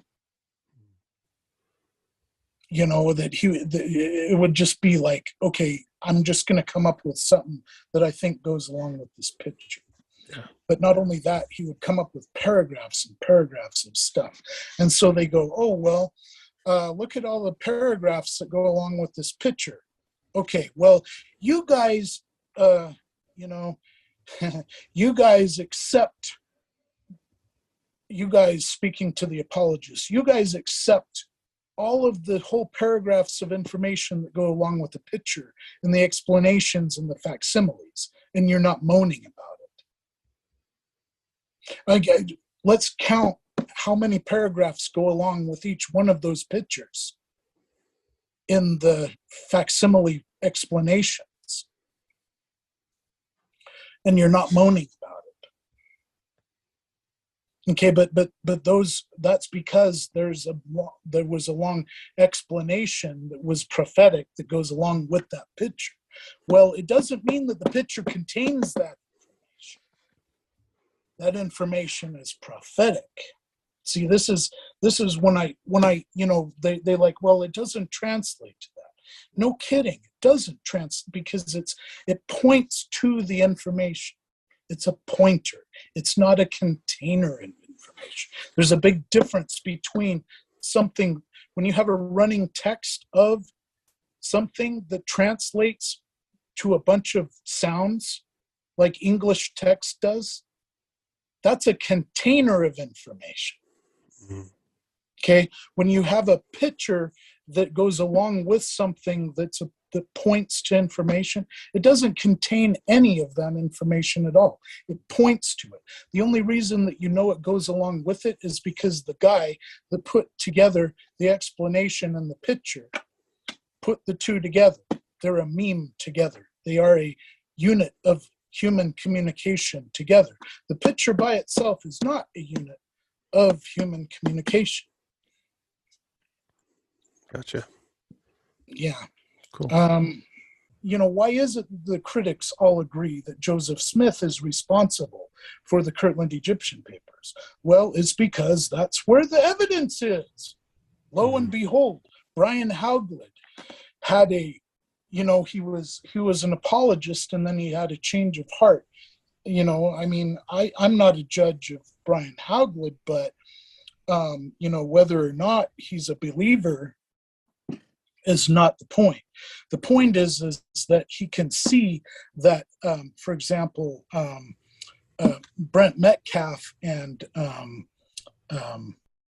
Dan Vogel, who came out with this big, book lately on the Book of Abraham and all the his critiques of the apologists. In my discussions with Jeff Lindsay, he's like, how come, that's a bunch of garbage that Dan Vogel said. I'm not, no, it's not garbage. It's just through the eyes of a critic.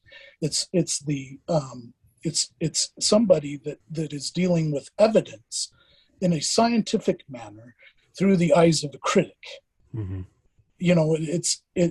In my view, it uses some of the evidence and comes to certain wrong conclusions, but it's 70% right because a critic followed the evidence. Yeah. Yeah. And so that's why the critics are so close to the truth. What part of the truth don't they have? Well, the part where they are unbelievers in the prophet. They're not wrong when it comes to knowing that Joseph Smith was responsible for the Kirtland Egyptian Papers. So their conclusions that are based on that are very solid. You notice that I'm not critiquing the critics so much as I'm critiquing the apologists.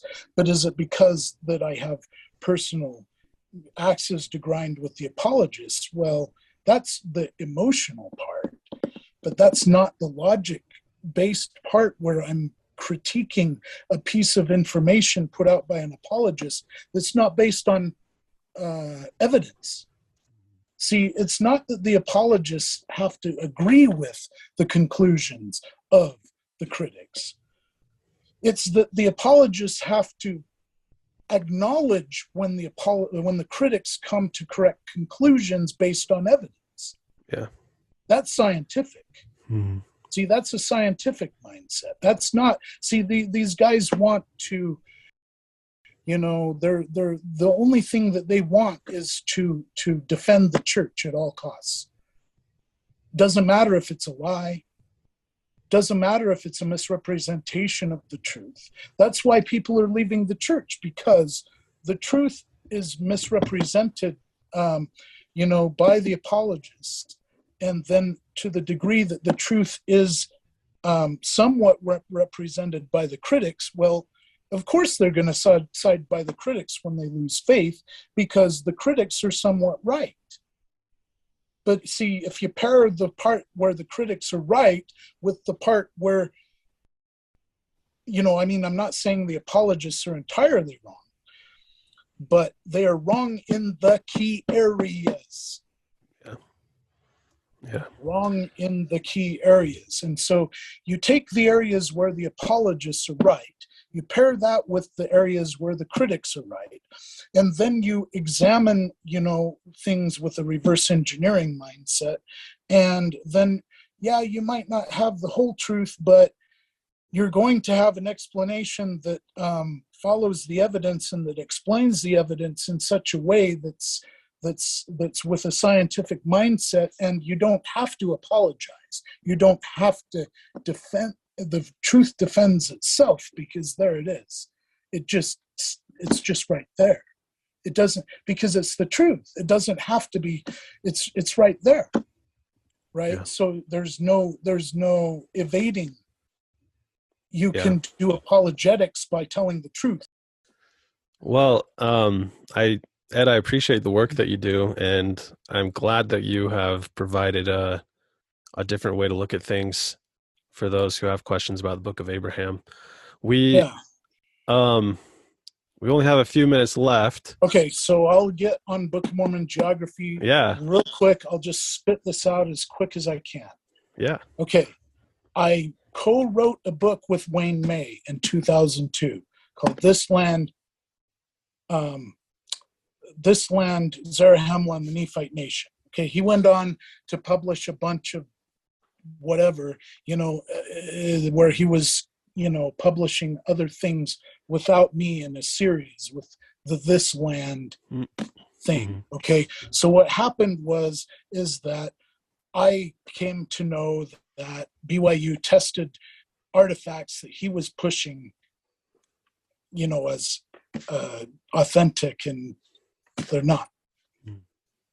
Okay, so Rod Meldrum and all the rest of these characters, they keep pushing these same things, even though it's known scientifically that they're frauds. Well, fortunately, in the book, that I helped write, it was actually my original manuscript, and he added a bunch of junk to it.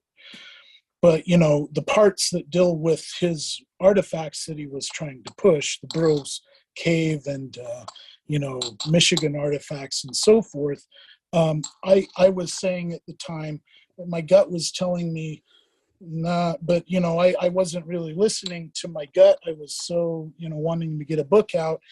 And, it's probably the spirit telling me, no, don't publish this with this guy, but anyway, I ignored it. But I was trying to say, these artifacts aren't really known if they're fraudulent or not, blah, blah, blah, blah, blah. Okay. So then they did the testing and, needless to say, Wayne May continues to insist that these things that are known scientifically to be fraudulent, that he pushes them as real. Okay. And so needless to say, I was one of the architects of what became the Heartland theory with Wayne May. And then Rod Meldrum said, oh, I came up with it long before you guys came. No. He came along a year after that book was published and, kind of took up the torch, right, for the Heartland theory. And then Novell and the rest of the Heartlanders came along and did their thing. And I, still believed in the Heartland theory for a little while after that.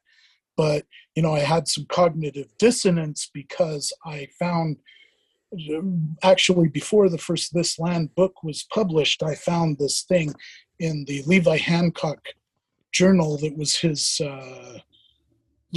account of the Zelf incident. And so during the Zelf incident, Joseph Smith said, this is the land of desolation. And Onondagas was the king of this area. And, this guy, he was a white Lamanite, and his name was Zelf, blah, blah, blah, blah, blah.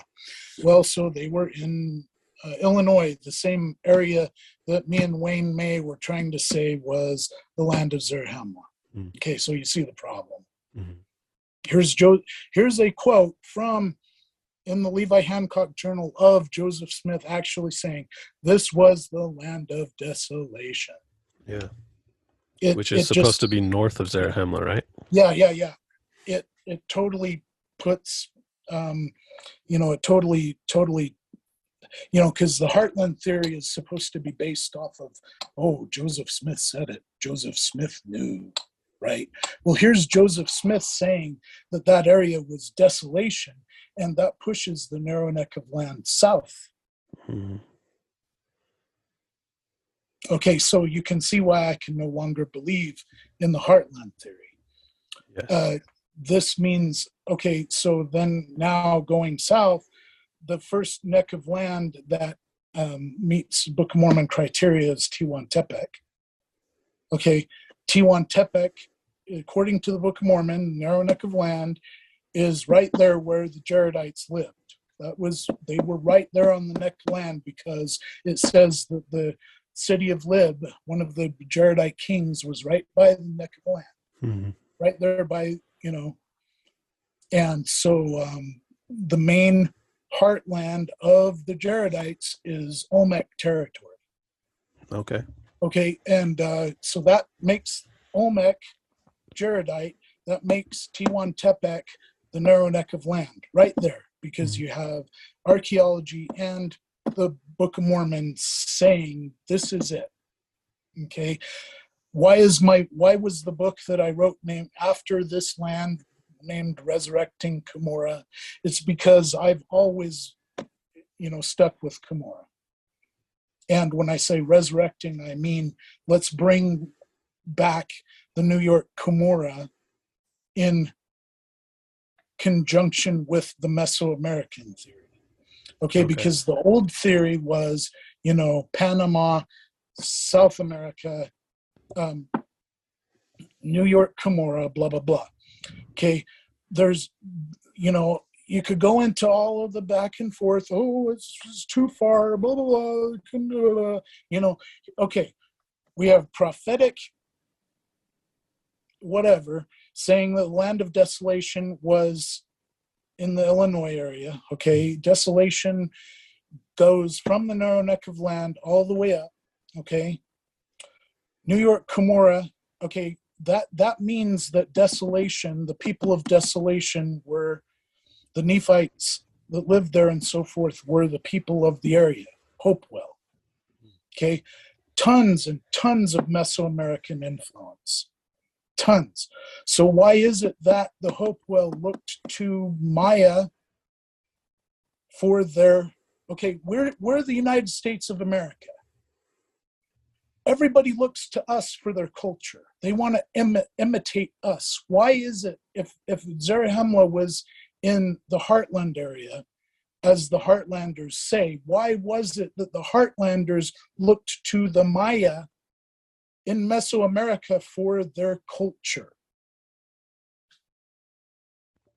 It's a good question. Okay, and so the Hopewell are the northern Nephite domain.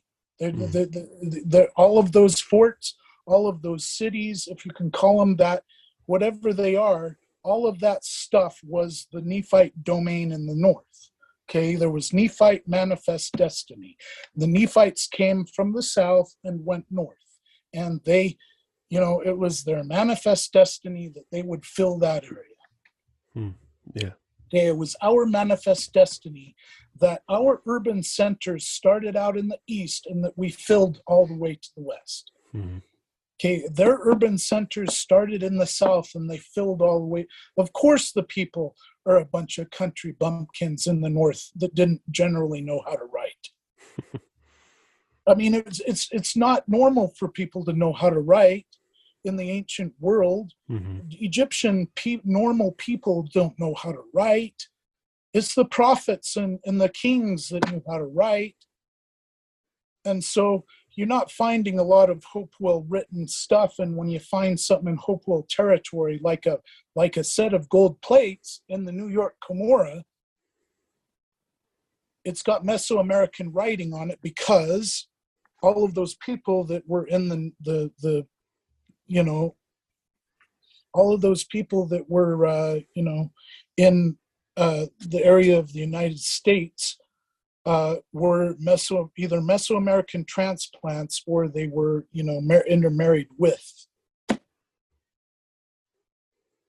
Right? So, I mean, the Nephites, it's no big deal for them to have died in New York because it's in the backyard of the, Ohio and Illinois cultural centers of the northern Nephite domain. That's not that's like us. I mean, them having to defend their northern domain is like somebody invading the West and, most of our troops are coming from the urban centers of the East. Duh, that's the urban center. Gotcha. So okay, so this is called, Andrew Hedges of the one of the editors of the Joseph Smith papers. He was kind of, sort of, not openly, but kind of promoting this idea of the semi-limited Mesoamerican theory. Okay, semi-limited meaning it's Mesoamerica as the core. Mm-hmm. Okay, but you have the northern domain and you have the New York Cumorah in that northern domain in its backyard. Okay, and these people are, Mesoamericans for all intents and purposes. They are Mesoamerican transplants or intermarried with. People talk about why is it that, the Native Americans, have, mostly Asian DNA and all this kind of stuff. Well, because that was the trunk of the people that, the trunk of humanity that was in America before the Nephites and Jaredites showed up.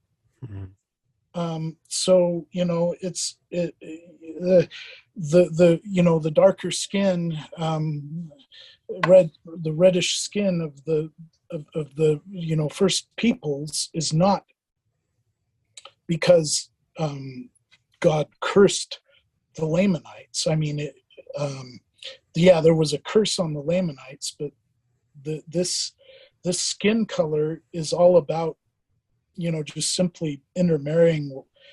All the transplants from other places on the earth intermarry with and are dominated by the bloodlines that are already here. Mm-hmm. It's the same reason why Adamic man was eventually overwhelmed and dominated by genes coming from Cro-Magnon and Neanderthal. It's because, the people that were sons of Adam in Missouri eventually met up, with people that were of, derived from Cro-Magnon and Neanderthal and Denisovan. Yeah. Denisovan, whatever the name of that, however you pronounce that. Yeah. So, it's the same thing. Black Africans aren't black because of the curse of Cain nonsense. Black Africans are black because Cro-Magnons were black. We're whites because we got our skin color from Neanderthals. The white Europeans, get their skin color from genes that they got from the Neanderthals. So black Africans were black long before some mythological curse of Cain nonsense. Yeah. It's like it's not a difficult thing to understand that the bloodlines that were Israel in America were overwhelmed genetically. It doesn't. It's like I'm this part Scottish, that part English, and if you do my DNA, you'll see the parts that dominate. And the more my kids intermarry with those same types of bloodlines, the less the other bloodlines are going to be, it's like within a few generations, if I intermarry with enough hazel-eyed, brown-eyed people, I'm not going to have any blue-eyed genes left in me, but that doesn't mean that my pedigree is any different. Mm-hmm. But we talk about, for example, that the Y chromosome is only in the male, and the mitochondrial.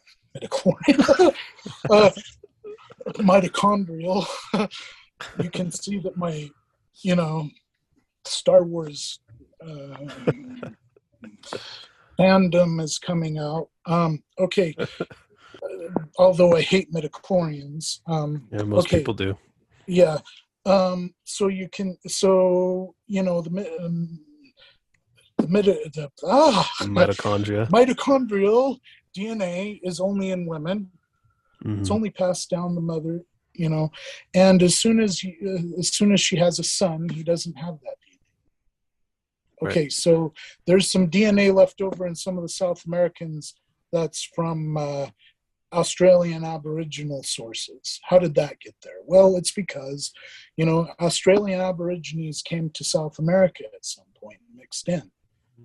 But, we don't know precisely what markers to look for, it's like we might get a few clues here and there if we're going to go dig up some Canaanite graves from 600 BC, but trying to, compare people that are Ashkenazi and Sephardic Jewish bloodlines with people in America, you're not going to get good results because people on both sides of that equation have had their genes overwhelmed over the millennia. Mm-hmm. So trying to say that Sephardic Jews ought to be, or whatever ought to be the, we've got a sampling problem here. Yeah. So, it's scientific and everything, but science changes all the time. Mm-hmm.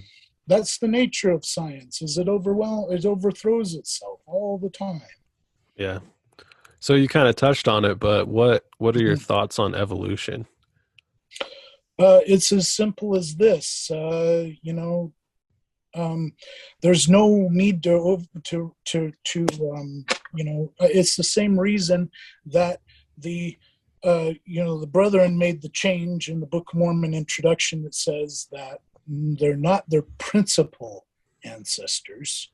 of the Nephites and Lamanites are not the principal ancestors of the Native Americans. They're among them. Okay, so I have 2 to 5% Neanderthal DNA in me. What does that tell you about my Adamic part of me? That tells you that either Adam was, his body was created through the same process as the rest, which I don't buy. I don't see a good reason to conclude that. There's nothing. Okay, I have this book called First Man, Then Adam? Something like that. First Man, Then Adam, First Man, something or other. Okay, so this guy's theory is, that there were some extraterrestrials came down, mixed with the natives, right? And that's the Battlestar, the latest Battlestar Galactica, incarnation. In the last episode, that was precisely what it was, is, the sons of God marrying the daughters of men. Mm. And so it's as simple as, it's the same reason why we can't single out genes from Adam. It's because our Cro-Magnon and Neanderthal DNA has overwhelmed it.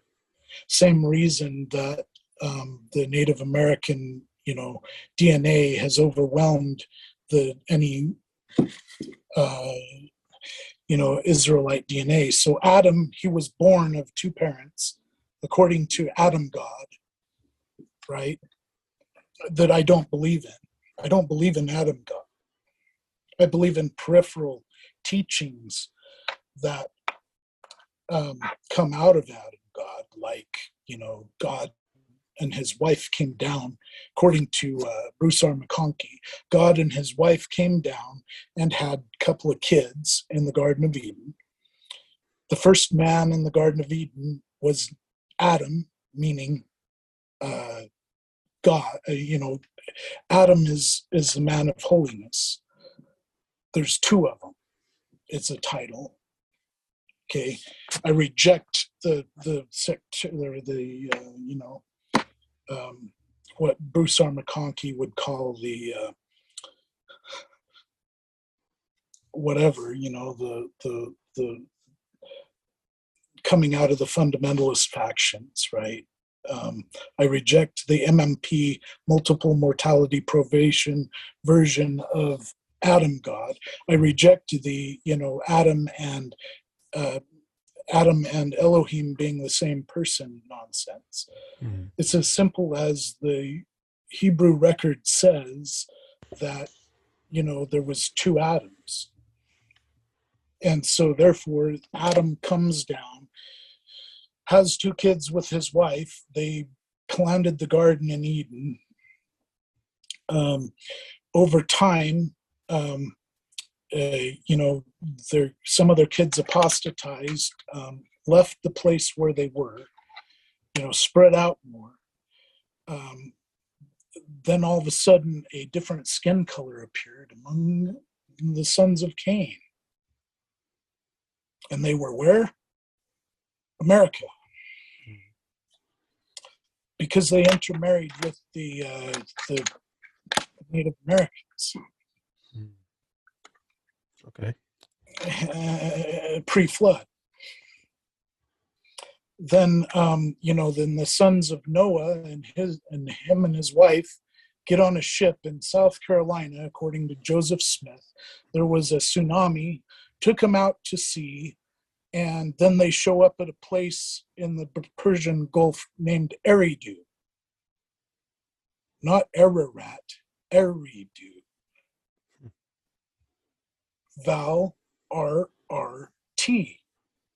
Both words, Eridu and Ararat, they're the same word.